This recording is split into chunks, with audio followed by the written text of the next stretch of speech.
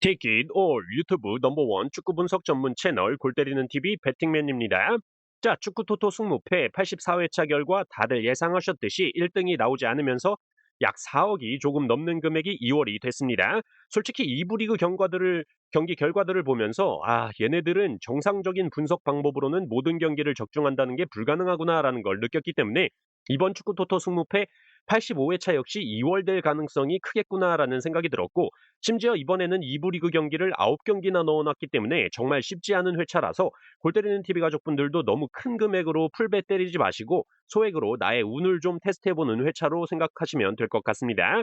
그래서 오늘의 영상은 축구토토 승무패 85회차에서 10번 경기부터 14번 경기 프리미어리그 경기들 분석 내용 골 때리는 TV 가족분들께 전체 공개로 말씀을 드려볼 예정이고, 프리미어리그 5경기의 경우는 국내 배당에 상관없이 오늘 말씀드리는 최종 픽으로 구매를 할 예정이고, 제가 구매하는 85회차 모든 경기에 대한 최종 픽은 월요일 국내 배당이 오픈한 뒤 오후 5시 전까지 유튜브 게시판을 통해서 멤버십분들 전용으로 최종 픽 이미지 공유드리도록 하겠습니다.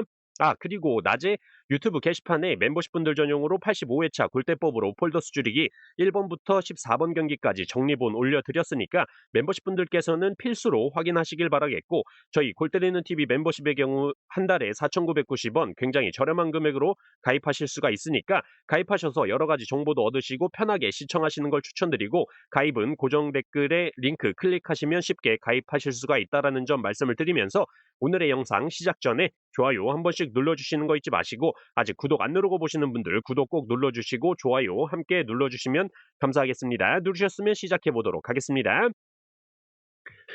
자, 10번 경기 번리 대 뉴캐슬. 자, 홈팀 번리의 경우는 점유율에서 보면 알 수 있듯이 프리미어리그에서 점유율이 가장 낮은 팀인데, 점유율을 낮게 가져가는 게 스코파커 감독의 전술이 아니라 그냥 애새끼들 능력치가 딸리기 때문에 점유율이 낮을 수밖에 없다라고 말씀을 드리고 싶습니다. 그렇기 때문에 원정팀 뉴캐슬을 상대로 번리가 승리하기에는 무리가 있는 경기다라고 생각이 드는데, 원정팀 뉴캐슬의 경우는 원정에서의 득점력이 너무나도 떨어지죠. 이번 시즌 원정 9경기에서 단 7골밖에 득점하지 못하면서 한 경기에 1득점이 채 안 되는 수준을 보여주고 있습니다. 지난 맨유 원정 경기에서도 경기는 완벽하게 뉴캐슬이 주도를 했지만 골대에 맞거나 라모스 골키퍼의 선방, 맨유 수비진들의 몸빵에 막히면서 득점을 기록하지 못했었죠. 그렇기 때문에 이번 경기 역시 번리가 두 줄 수비를 하면서 버티기에 들어간다라면 뉴캐슬이 원정에서 득점을 하지 못하는 흐름이 나올 수도 있다라고 보고 있습니다. 다만 저는 번리가 프리미어리그에서 기대 실점 값이 압도적으로 1위를 기록하고 있다라는 점과, 이번 시즌 크로스 허용 횟수 역시 프리미어리그에서 1위를 기록 중인데, 원정팀 뉴캐슬의 경우는 프리미어리그에서 크로스 횟수가 1위를 기록 중이라는 점에서 뉴캐슬의 닉 볼테마드 선수의 대갈박이 불을 뿜을 수 있는 경기다라고 보고 있습니다. 또한 번리는 주전 미들 자원인 조시 쿨렌 선수가 에버턴과의 경기에서 부상으로 교체 아웃이 됐기 때문에 이번 경기에 출전이 불투명한 점은 번리의 타격이 클 것이다라는 생각이 들고, 패턴적으로도 번리는 이번 시즌 최다 연속 무승부인 2연속 무승부를 기록 중이라는 점에서 저는 이 경기 번리의 패배가 맞다라고 판단을 했습니다. 번리의 단통 패배로 선택을 해보도록 하겠습니다. 자, 11번 경기 첼시 대 본머스. 자, 홈팀 첼시의 경우는 이번 시즌 프리미어리그에서 점유율 3위를 기록 중으로 홈에서 점유율을 쥐고 경기를 주도할 것으로 보이는데, 문제는 본머스의 경우는 점유율을 상대팀에게 내줬을 때 공격이 살아나는 모습을 보여주는 팀이죠.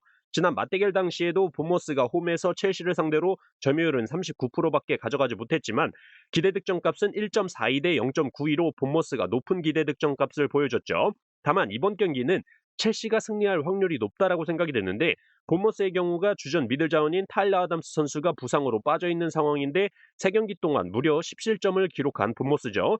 타일러 아담스 같은 선수가 중원에서 똥 빠지게 뛰어다니면서 태클 능력을 바탕으로 상대팀의 공을 탈취하면서 본머스가 높은 위치에서 공격할 수 있도록 돕는 역할에 홀딩 미드필더로서 포백 바로 앞 공간을 커버를 하면서 상대팀의 역습을 사전에 차단하는 역할을 하던 선수인데, 빠져버리니까 확실히 전력 손실이 있다라고 생각이 들고, 여기에 공수 연결고리 역할을 해주는 주전 미들 자원인 알렉스 스콧 선수도 결장이 의심되고 있는 상황이라서 첼시를 상대로 보머스가 버텨내기 힘들 것으로 예상이 되고 있습니다. 또한 맞대결 전적 상성상 첼시가 압도적으로 우세한 기록을 보여주고 있고, 맞대결 전적에서는 무승부가 잘 없던 양팀의 경기였는데 가장 최근 2경기를 연속으로 무승부를 기록했기 때문에 이번에는 승패로 갈린다라면 첼시의 승리가 맞다라고 보고 있습니다.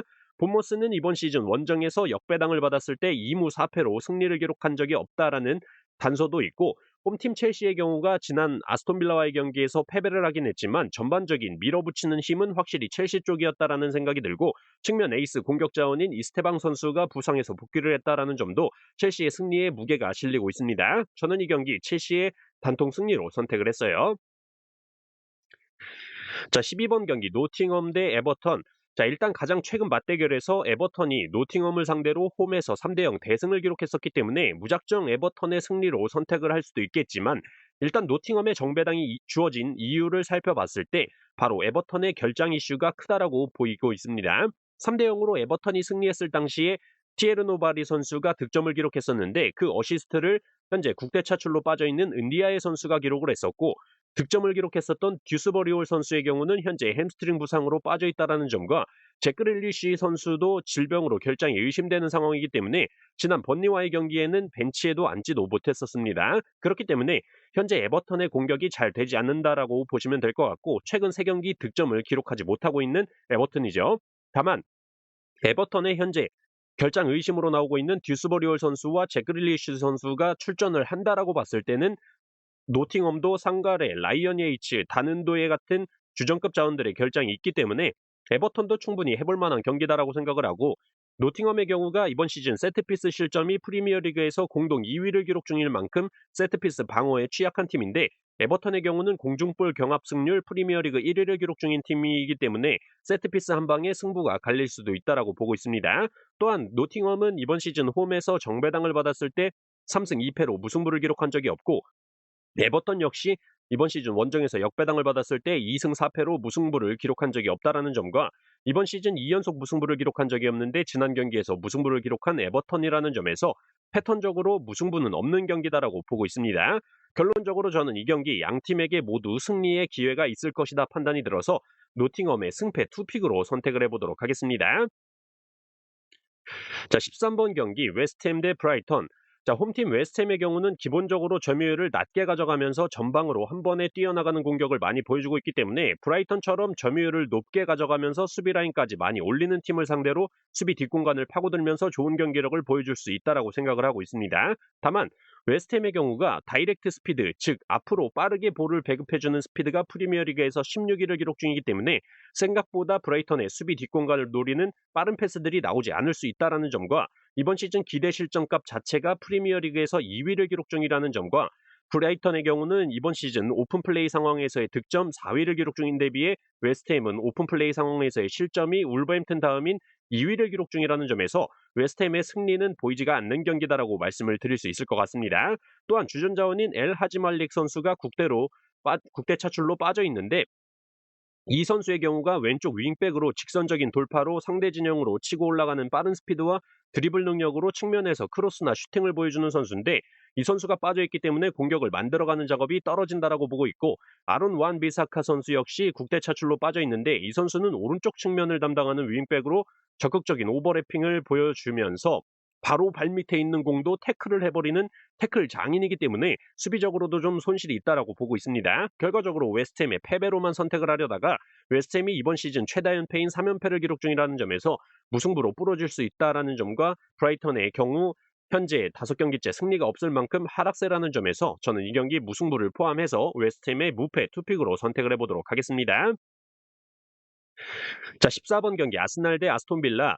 자, 일단 최근 맞대결에서 예상을 깨고 아스톤 빌라가 아스날을 상대로 홈에서 2대1로 승리하는 모습을 보여줬기 때문에 은근히 아스톤 빌라 쪽 선택하시는 분들도 많을 거라고 생각을 하고 있습니다. 다만 아스톤 빌라의 경우가 확실히 홈에서 수비 집중력이 높아지는 경향이 있는데, 이번 경기는 원정이라는 점과 아스날의 경우는 원정보다 홈에서 실점이 프리미어리그 최소 실점을 기록 중이고, 득점은 맨시티 다음으로 최다 득점을 기록 중이고, 원정 득점보다 홈에서 득점 기록이 2배를 기록 중이라는 점에서 홈 아스날은 너무나도 강력하다라고 생각하고 있습니다.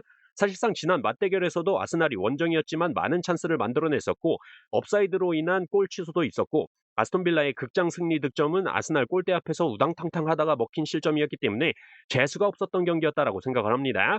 그리고 가장 중요한 점은 아스톤 빌라의 연승이 현재 너무나도 길어진 상태로 현재 리그 8연승을 기록하고 있기 때문에 현재 프리미어리그 1위를 기록 중인 아스날이 홈에서 아스톤 빌라의 연승을 끊어내기에 딱 좋은 상대다라고 생각을 하고 있어요. 또한 지난 맞대결 당시에 선제골을 기록했던 주전 수비자원인 매티 캐시 선수가 경고 누적으로 이번 경기에 출전을 하지 못한다라는 점과 지난 맞대결 당시에 마르티네즈 골키퍼와 함께 최고 평점 2위를 기록했던 카마라 선수 역시 경고 누적으로 출전을 하지 못하기 때문에 아스날을 상대로 연승을 이어가기란 어렵다라고 판단을 했습니다. 결과적으로 아스날의 승과 무중에서 고민을 많이 하긴 했는데 홈 아스날의 공격력을 믿고 아스날의 단통 승리로만 선택을 했습니다. 자, 이렇게 프리미어리그 5경기에 대해서 제가 선택한 최종픽 모두 말씀을 드려봤고 서두에 말씀을 드렸듯이 제가 구매하는 85회차 최종픽의 경우는 월요일 오후 5시 전까지 유튜브 게시판을 통해서 멤버십분들 전용으로 공유를 드리도록 하겠습니다. 오늘 하루도 수고하셨습니다. Take it all.